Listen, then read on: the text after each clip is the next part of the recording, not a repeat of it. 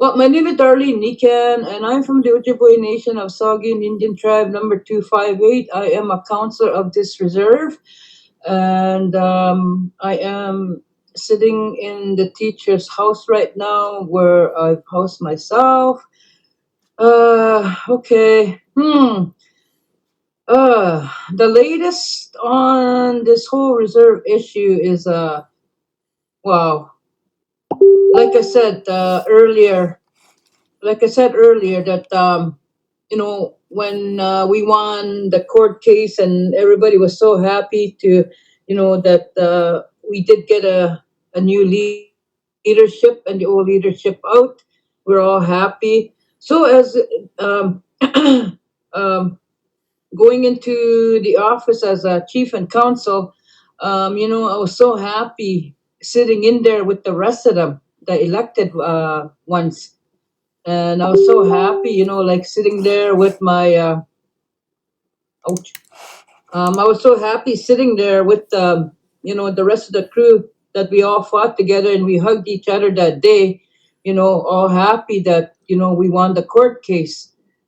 Okay, time went on and we got to paperwork and ironing out the papers. And, when we first got into office, there was nothing at all left for us.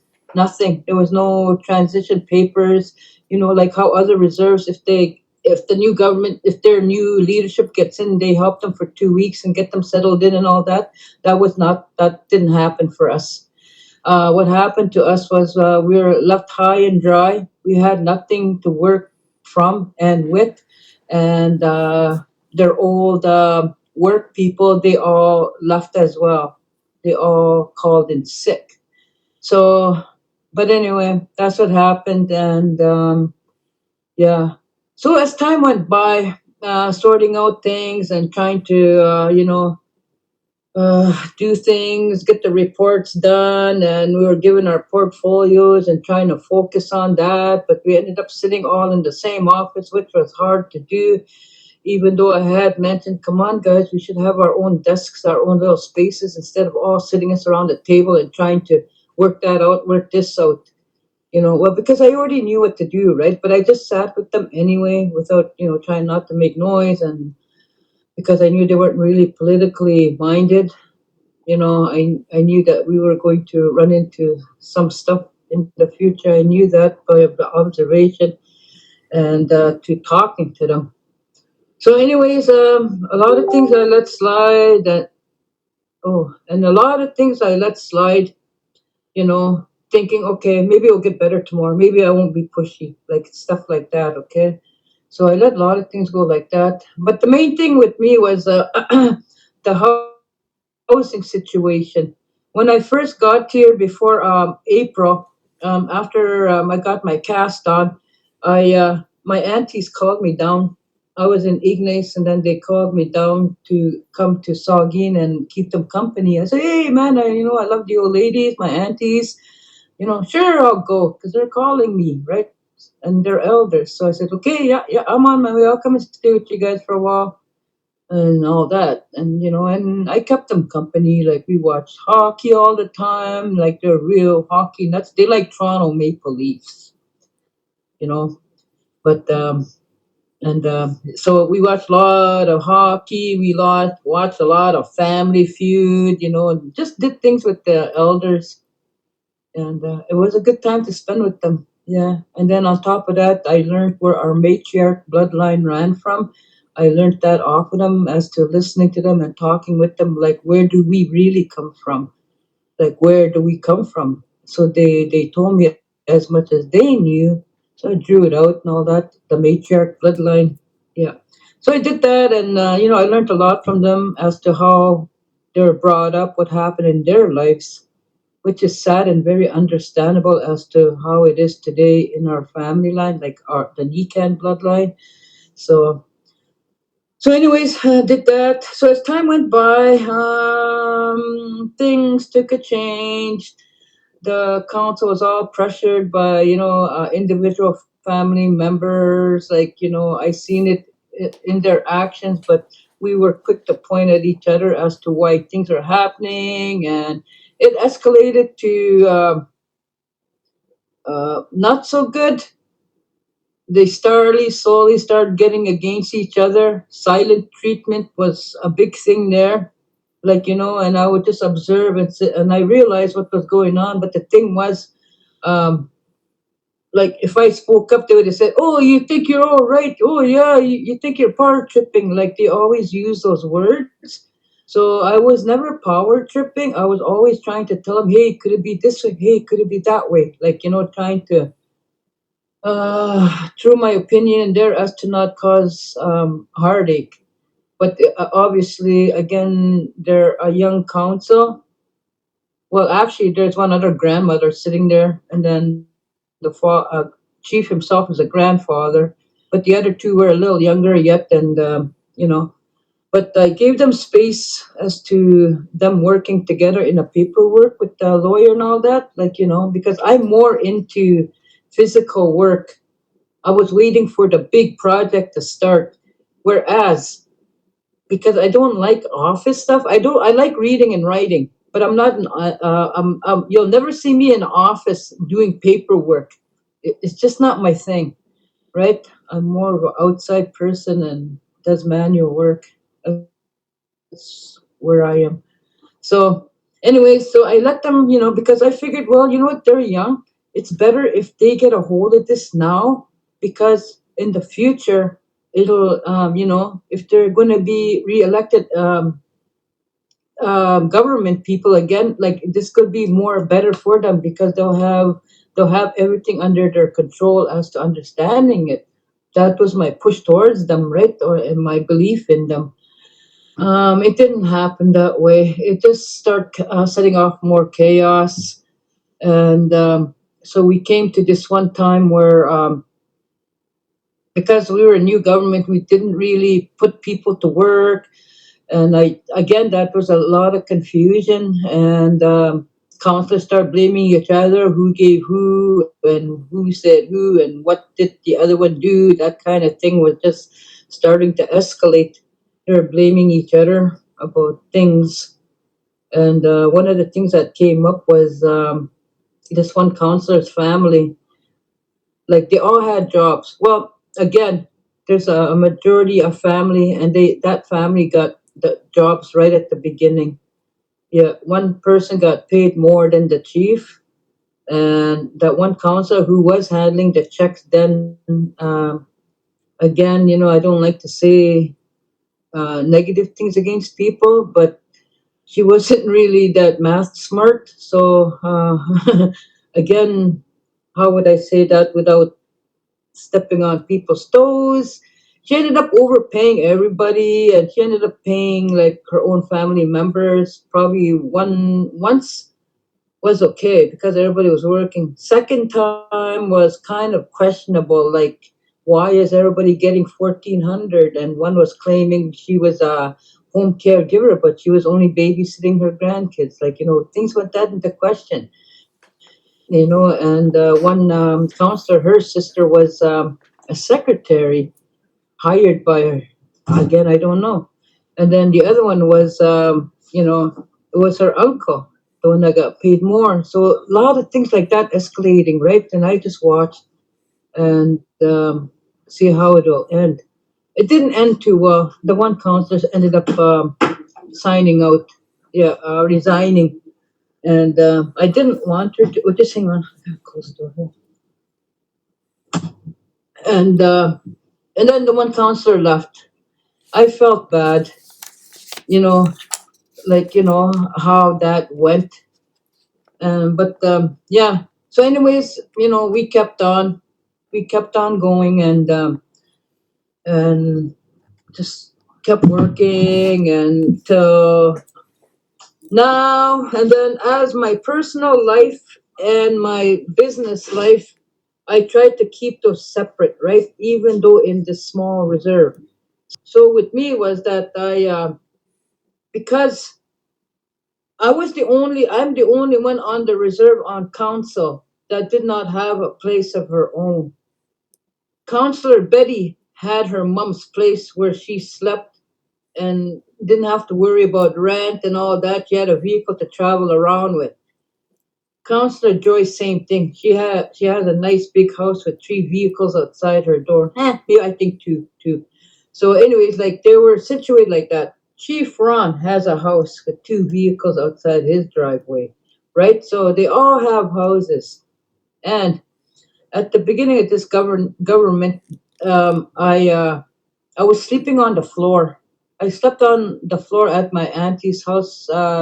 I think even 2 months after we got elected in, and this is where I started saying like, "Come on, guys, I need a house of my own here." Running it by the band, right? Trying to be respectful in that way. Until this one lady, uh, because my wrist was broken, right? It's still like puffed up. So, anyways, I broke my wrist, and there were a lot of things was hard for me to do with one arm, right? Because you got casts, and so, anyways, this one lady, oh, one woman came up to me that was my auntie's granddaughter, and she started yelling at me, saying, "I don't do nothing there," and all that. And I told her, "What? What are you getting at?" Like, and she started kind of yelling at me, "Oh, you don't do nothing here. Oh, you don't do nothing here." So I knew by that people were talking. So I kind of put it together, right? Because it's not hard for me to figure out how people act. Uh, so, anyways, there was a reason behind that. Probably gossip again. So, anyways, I started asking, like, I need my own house, guys, right? So, sure enough, this one day, when I was saying that, I got kind of into an argument at the ban office requesting a house. So this one day, they didn't actually say, "Oh, we're going to go check these houses out for you." They didn't say that. They said, "Hey, let's go check the house. Let's go check out the houses, see how they are, and see what shape they're in." I said, "Oh, okay." So all 4 of us went. All 4 council went. And we're checking houses, looking at them, and renovations. Talk about renovations and all that, and jump onto another house, jump onto another house, jump onto another house, and we did all that. And so, so that came to that point that first time. So the second time again, I went and asked for a house, and this time we literally had an argument inside the ban office when it was a lot of confusion. I can't say step by step what was said, but I know what I went through. So this one time again, I asked for housing, and that's when they said, "Oh, you could have any of those houses, the ones that we looked at." And I said, yeah, but the geographical area, I said, I don't like the way it is because it's just one road that goes that way. The chief lives way at the end. The cop's house was that one. And there was all those other houses side by side. So I just didn't like and trust that area for some reason because we were new into governance and I know how these people can be with their vehicles on the road. So I didn't really have that trust about that. And I didn't want to walk a mile from work to get to the ban office and pass by these 2 dogs that are always loose. Kind of one looks like a pit bull. So I didn't trust that to walk to and from work. And I said, no, I'm not gonna. No. I have a right. If I don't feel good, I'm not gonna take it. I'm not gonna look at those houses. And then that time, the second time when we got into an argument over housing, that's when I told him about, you guys all gotta each a house, right? There's nothing for you guys to worry about because you guys are already comfortable. You guys are in your homes, so you guys don't see it where I'm coming from. And I said, you know what? Another thing is I really don't understand why you guys can't renovate these houses ASAP. What's the excuse? What's taking us long to get this on its feet? You know, and I said, and the thing is, like a lot of these houses are like old, moldy. They're like 40-year-old houses, and like that, right? And so the chief speaks up. He goes, "Oh, are you calling my house moldy?" Like he got on a defense. And I just looked at him. Yeah, yeah, your house is old. You even said that it was cracking. And then he didn't say anything, right? So like stuff like that, I had to defend myself to remind them too what they had said and how they were. So I spoke my mind on that. So as time went by, okay, June, July, okay, and in June, I found out that the teachers were not coming back to this reserve to teach this year. They were already going to Sachigo Lake, a reserve up north. That's where they were going for this year, and they were not coming back to Saugeen. So, and then they told me that they only so far know that there was only one kid that might be going to the school this fall. And I said, oh boy. So, anyways, because everybody moved out, right? Most of the families moved out, which is the other side's family, and got no kids. And so, anyways, they said that they were leaving in June 19 or somewhere along those idea. Then I asked them, I said, can you guys please show me your house? I'm just curious, I said. So they came here and we came here. I came here with them and they showed me the whole house, whatever. And I said, are you guys leaving anything behind? No, we're taking everything. No, we got no use to leave anything behind. I said, okay, And then I told him, I'm like, I don't know, this is a nice house, something like that, eh? At the time, I didn't think nothing of it, but I had already the notion of, wow, I wouldn't mind living in here. This is nice, like that, right? Of course. So, anyways, so I made no fuss about it, and but anyways, after that happened, time went on, life happened, and then okay, this is where it gets really confusing. It's kind of a tight story here. Um, what happened was because I was always like wanting to get my teeth fixed, right? So I focused on getting my teeth done. I got to do it this year. If I don't do it now, it's going to be a while again before I get to do it. So sure enough, I made surgery. I made an appointment to get my teeth all pulled out, get dentures. And then, but I was in Thunder Bay. So traveling from the reserve of Saugeen, you have to take the medical van to Sulicote, which is an hour and 20 minutes, jump on the Casper bus, which is around 2 o'clock, and you jump on the Casper bus, you go all the way to Thunder Bay. So you get to Thunder Bay about 9 o'clock, 8:30 that evening. And then once you get to Thunder Bay, you go to a medical center, like it's called Wakarong Lodge. That's where all the outside members come in for their appointments and they stay there. So I did that. And then sure enough, they gave me a room. And then, the next day, the first time I went for my appointment was just the impressions, x-rays, or whatever they needed to do. And then the second time, okay, okay, see, this is what I mean. The first time when I went for my x-rays and all that, and I was jumping back on the bus. And then when I was at the bus stop in Casper, I went to the ticket place and I said, okay, I need, my name is Darlene Necan and, I'm ready to go back. Right. And all of a sudden that lady at the ticket thing says, oh, no, you're Darlene. Oh, okay, you're reserved. Had declared that you are to take a COVID test before you come back. I said, what? Like, and then I'm thinking, standing there, like, okay, I was just at the reserve like 3 days ago. They never once mentioned about a COVID test or anything like that. So I told the ticket lady, I said, that's so strange. I said, I sit on council. I didn't hear nothing about COVID or anything. Like, I don't know, I said, eh? I said, no, no, you're not allowed on the bus until you do your COVID test. I said, oh my God, guys, like I really, really got to get back to work. I really want to go back. And then it happened to be while I was going through that, there was another Saugeen member that was sitting there. And I didn't know this boy, or young lad. I didn't know he was sitting there. So, anyways, I was like kind of sad. I couldn't get on the bus. I even asked him, just drop me off at the highway. I'll hitchhike back. No, no, we can't give you a ride. No, no, no. So, anyways, um, anyways, what happened was that kid, after I went and sat down thinking, oh my God, what do I do now? Like that. And then that boy came over and he offered me a cigarette, because I was sitting there. And then I told him, well, I said, I'm sorry, but I don't smoke. I said, thank you for the cigarette. Thank you.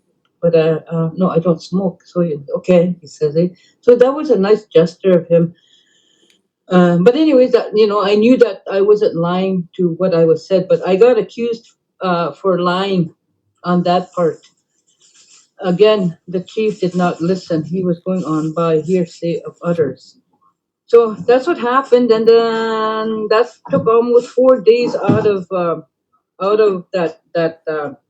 that week as to being late for work. So got back, went in office Friday. Everybody gave me a dirty look, and I didn't think nothing of it. And then I had an appointment again, this time to get my teeth out. I said, okay, back again to the dentist. Again, same thing. Saugeen, Sue, Thunder Bay, room. Next day, dentist, got my teeth pulled out. It was a Tuesday. Got my teeth pulled out. Doctor says lay around for a good 7 hours, head elevated because you just went through a major surgery. I said, yeah, I know, and my mouth is just big. So, anyways, followed doctor's orders, and then the next day, travel warrant, no travel warrant yet. So I said, okay, so I'm gonna rest up while I can. So, anyways, and then I had some kind of an allergic reaction. I ended up having infection on my leg and all that, and got kind of weird about it. So I went to the emergency in Thunder Bay again. So that took another night. So I got antibiotics and ointment anyways for that. And then I waited in a room for my travel warrant to get home. And then for 2 days, sitting in a room, waiting, and I don't know what happened, but the travel warrants were coming in, and I got proof to that too, as to telling the truth on. I would never lie about that. So finally, um, my travel warrant didn't come, and I got so sick of sitting in a room and waiting. My niece was saying, "Okay, Auntie will take you back if you got $300. We'll take you back." I said, I really, really have to get back, man. I was saying that, eh? So I came back, paid my own way, came back, and then at the same time, my granddaughter decided to come and visit. And then I was thinking, where am I going to take them, right? So I decided to ask. That's when that story about me moving into my nephews and all the violence happened, right? So that's what happened there, and then that's when I made the move of moving in here. Like, I know I'm going all over the place with the story. That's why I said I'd rather sit with somebody and talk to them, but it feels like I'm talking to myself here, and my mind's going everywhere on it. But anyway, so what happened after that was I ended up coming to the teachers unit at a real desperation. This is no ball, and I had to do what I had to do.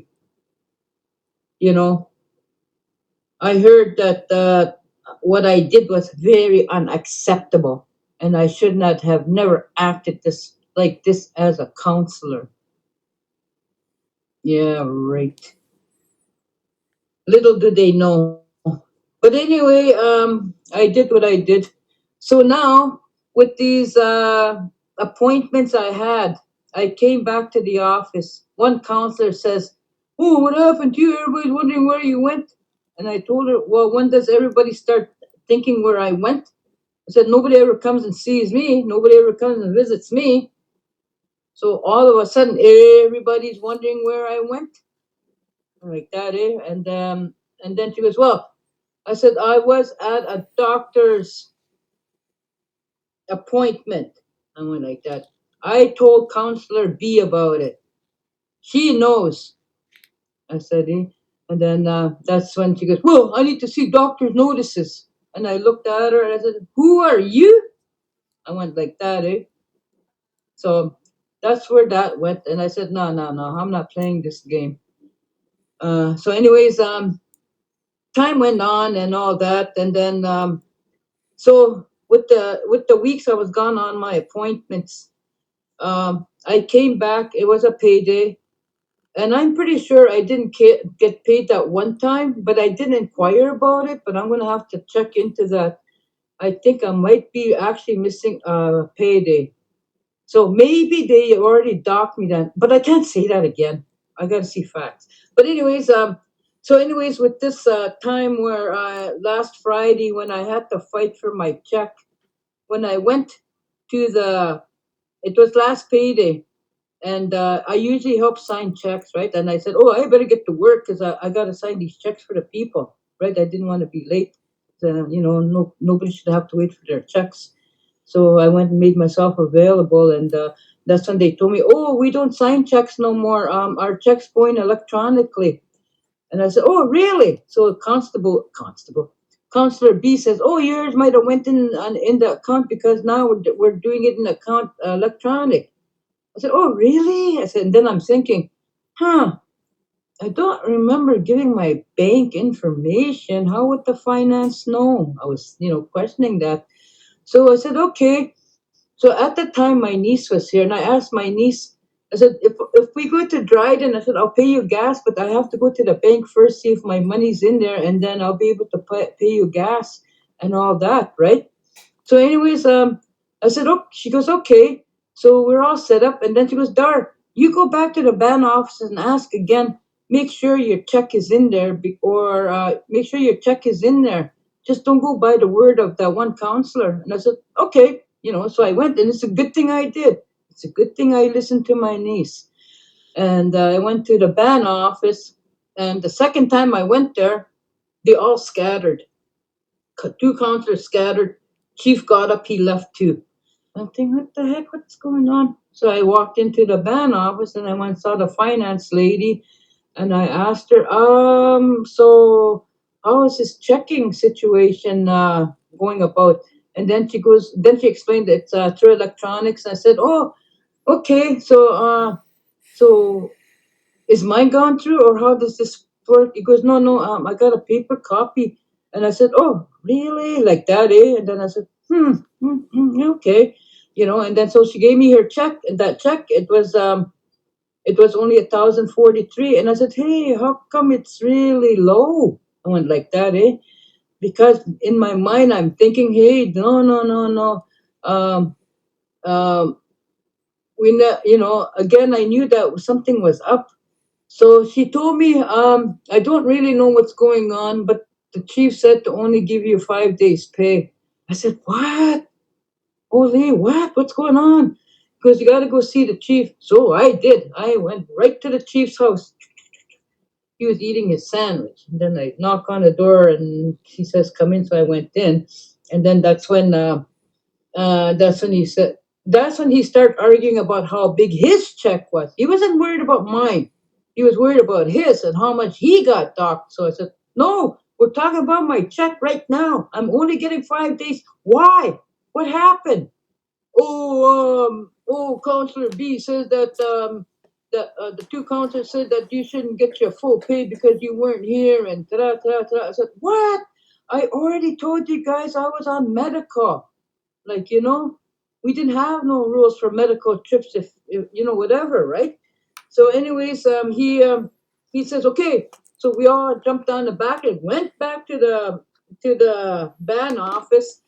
And then we happened to be in the finance lady's office, and then chief is standing there, and I'm sitting and or arguing like, I had to only give you 5 days pay. I said, no.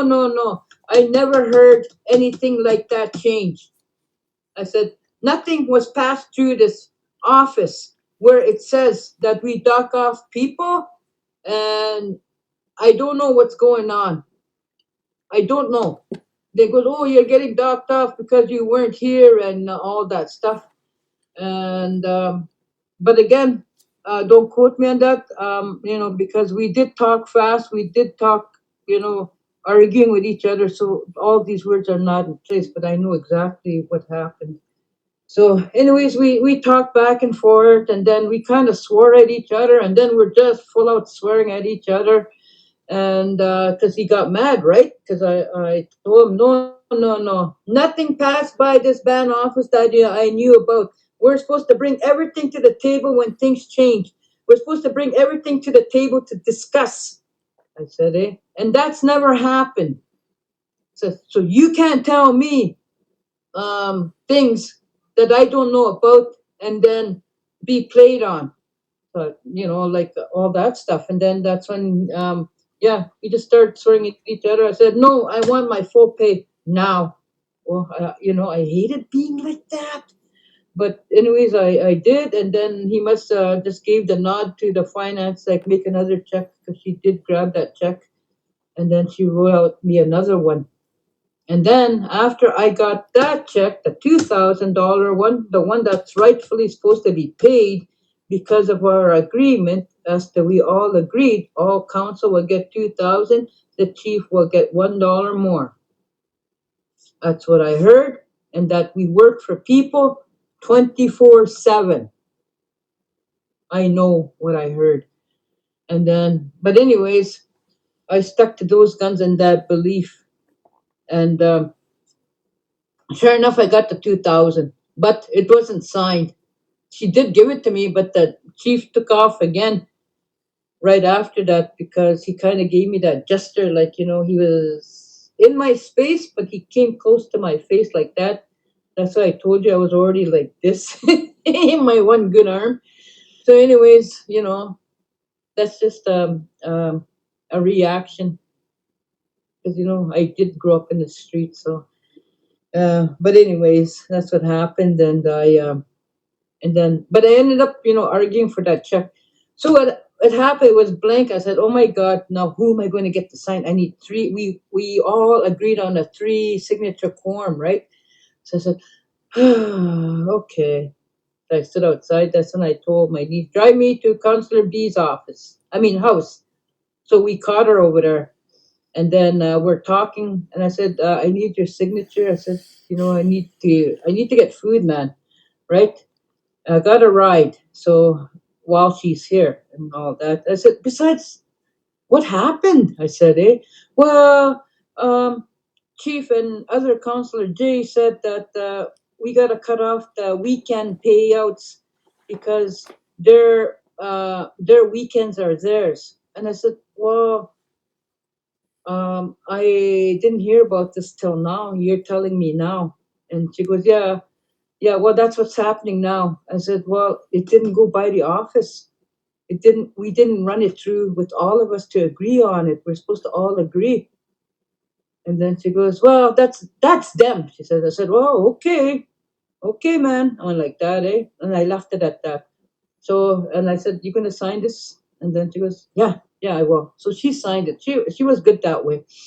And so we left her place. So I decided to go to Councillor Jay's house. So I figured, well, she can't be really that mad. I was thinking, kind of thinking, because I forgive easily. Eh? So I figured, oh, okay, I'll go to her place. So my sister, the niece, and them all drove me back. And so I went to her place. I went by the back porch. I knocked on the door. I met her husband by the door. I asked him, where's your lady? And he goes, oh, she's in the room. And I said, oh, okay. So I kind of just stepped inside her kitchen part, right? And then that's when she came out of her room. And then I told her, can you sign this for me, please? So I was like that way. And then she goes, no, I'm not signing nothing for you. I'm not signing nothing for you. She goes like that. And I said, what? Like, I kind of looked at her like, huh? Like that, eh? And then she goes, get out of my house. Get out of my house right now. And then I looked at her. I just, just looked at her like, is this for real kind of looking? And then anyways, I just turned around. I said, okay. Again, before I stepped that door, I said something to you that wasn't nice. And then I just left. And then she kind of tried to follow me out the balcony. But if she would have did anything, she would have got her clock cleaned.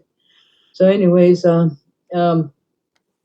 yeah, we just took off from there, and then I only had that one signature, so I was thinking, now what do I do? So I went back to the ban office, and then I went and checked, see if I saw the chief's truck parked there. I said, okay, he's in the office again, so I went there. So he was facing his computer. Then I walked in his office and said, "Well, here I am again." So he just kind of turned around and smiled, right? Because not even like 20 or half an hour ago, we just had a big yelling scream at each other. And then, I went back, right? And I told him, you gotta have to sign this. You don't have to if you don't want to. I told him I gave him that option, right? He goes, no, bring it here. So he did sign it. So I said, oh my God, where am I going to get a third signature from? So my niece says, I know a little bit about bank stuff. She says, let me look at your check. How much lines? So I said, two. And the two were signed. She goes, no, that's legit. I said, all right, on our way to Dryden now. Yeah, and that's when we went to Dryden, and we just made it on time to cash that check, paid her off for gas, and bought them all food. Then I bought food. We came back, and it was all good. And so that was the first check I had a hard time with. So this is the second payday since last week. I had to fight for the other one. This is the next pay week of this one, and the chief came to me there the other day, and he says, "Give me two reasons. No, give me a reason why you should get paid." I looked at him. What? Then he goes, well, Councillor B says that you shouldn't get no pay. I said, what? I went like that. And I said, give me a couple of reasons why you should get paid. And I said, well, I kind of looked at him. I said, okay, you want to play this game? Okay, I got a stomach too. Yeah. And then he wrote it down. And I'm a diabetic, but who cares? Yeah. I said, send that off. I said, and then I turned around. I said, hey, if I don't get a paycheck, neither do those counselors, and you too. I pointed right at the chief, and he just looked at me like this way. His glasses slid down his face, like looking at me like that. And then I had to kind of turn around like that, kind of giggle. I was okay, put on your serious face. And I looked at him like I'm trying to look real like that. Eh? But I wanted to laugh so much just because of his reaction. Because that's how I talk to them, right? I mean, like, we're all related. We're all first cousins here. What is it that's happening here as to going against each other? I question that. Is it because they're egos? Is it because they really want me off this reserve? Like, what is it? What is it? I don't know. And I never get to ask these questions because nobody's ever at the office together. I sat there all week from 9 o'clock right till 5, all this week, waiting. All they did was dart in and out, And you had the male figures, running behind a counselor, all bent up pussy style, chasing after the counter. And I'm thinking, oh my goodness, like this is sad. They really uh, treated me like a little school fight. Okay, and I'm sitting there waiting, smiling at them, thinking, "Come on, guys, this got to be over." But no, they kept acting like that, like childish. And I said, "What is wrong with these people, man? They gone nuts, like." But I just sat my ground at the ban office and just stayed there. So now, when I went to go ask for my check again yesterday before the finance worker left, and then she goes, "Oh, they're going to think about it." I said, "What?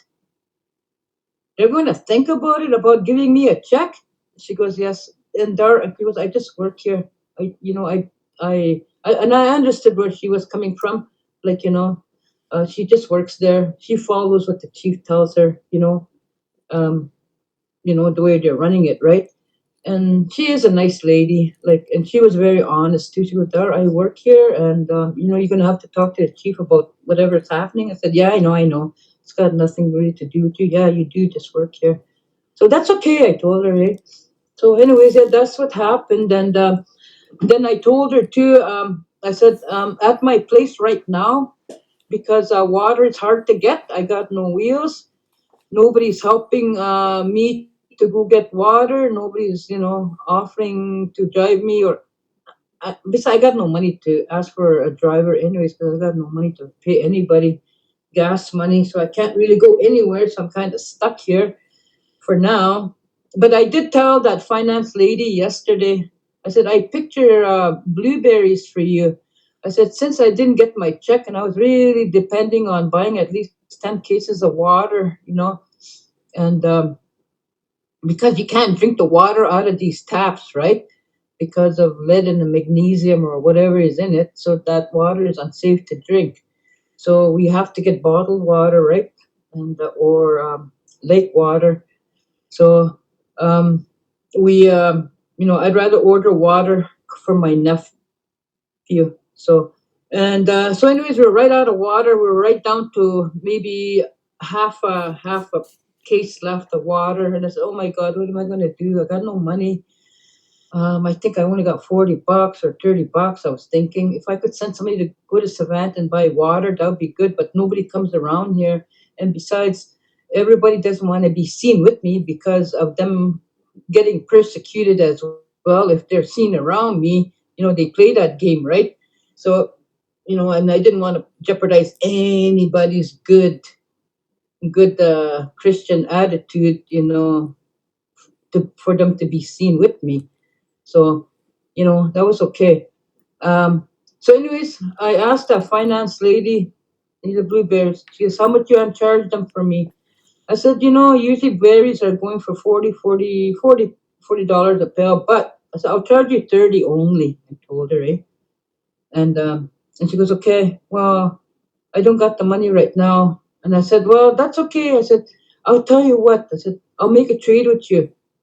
And then she said they had a store too up in Mission. I said, well, you guys got water over there? She goes, oh, no, that's the one thing we don't got. I said, oh, my God. I said, we really need water big time.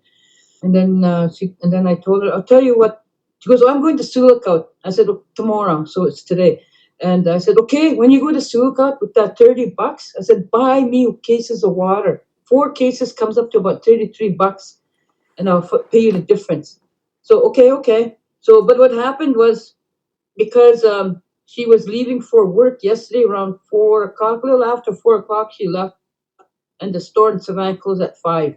So without me not knowing, right, and waiting for this water today, she went to Savannah instead and got 3 cases of water, because over there cases of water like $8 or $9. So she bought 3 of them. So she come pulling up after 5 and like, wow, what's she doing here?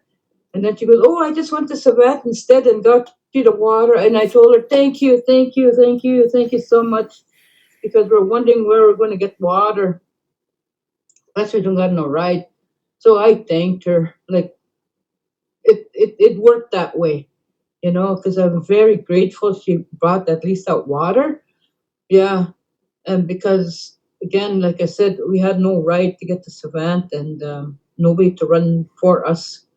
Right? So that's the situation I'm under right now.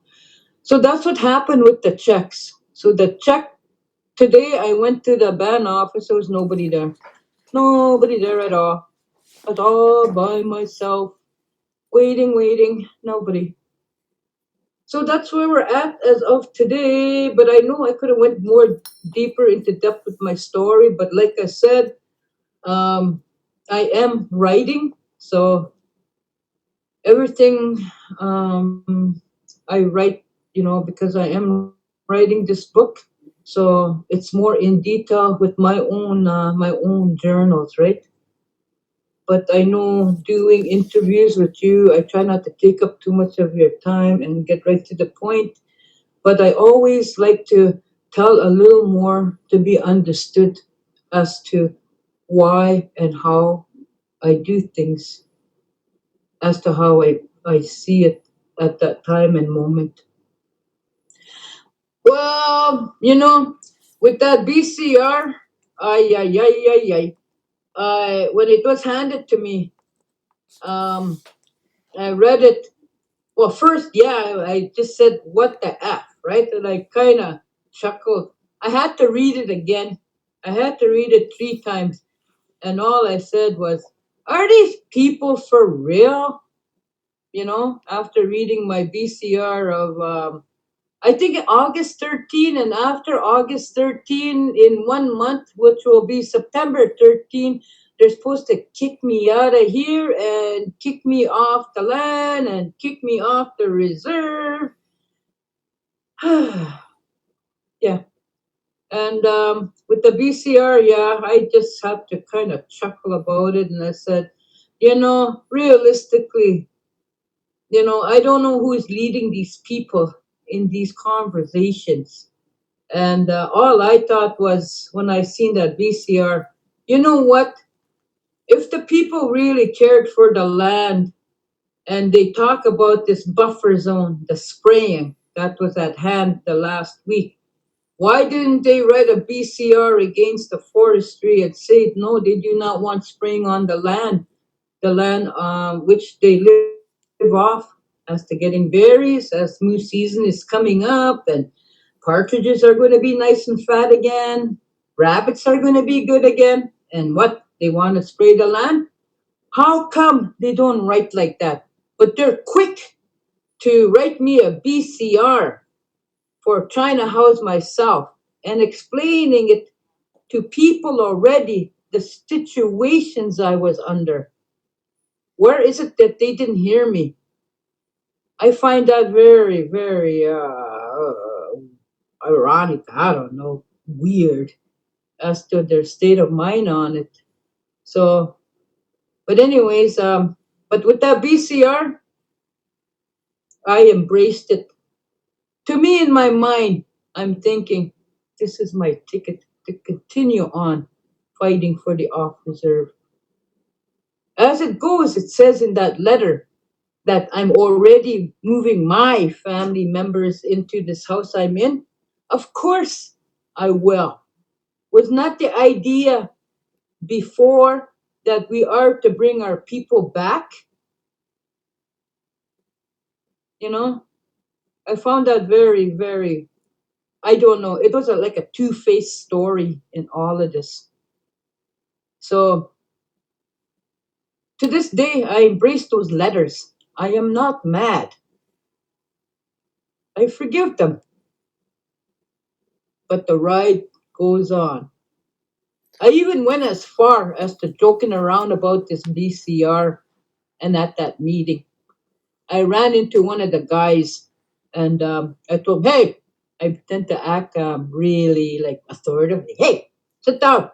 So he sat down and I heard you were at that meeting. He goes, huh? I heard when they were lifting up their hands to vote me out, you had your two hands up and your leg. That's how much he wanted me out. He just like he goes, what? I didn't even go to that meeting. And I thought, oh, I'm joking, because I had to make a joke out of it, right? Just to let it go. Yeah.